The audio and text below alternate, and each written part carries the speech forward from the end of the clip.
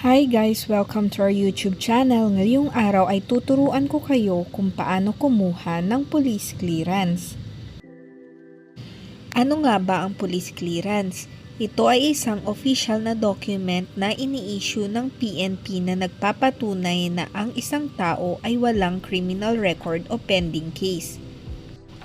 Karaniwan itong requirement para sa employment, travel, business permit o iba pang legal transaction at kinukuha sa pinakamalapit na police station o online sa pamamagitan ng PNP clearance system. Narito ang step-by-step process para gawin iyon. Step number 1. I-search lamang sa Google ang National Police Clearance System at mag-register. Step number 2. Fill out the new applicant registration form. Step number 3. After mag-register, mag-login lang po sa account ninyo.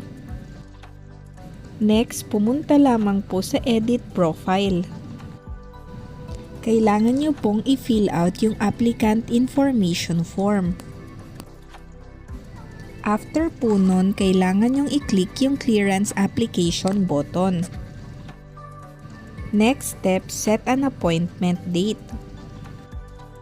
Next, select payment option. Pwede pong through GCash or bank. 150 pesos lang po ang inyong babayaran. Next, i-review nyo lang po yung mga notes and reminder and pay the police clearance fee. After po nun, proceed lang po sa chosen police station nyo sa appointment date po ninyo. Kukunan po kayo ng picture and biometrics.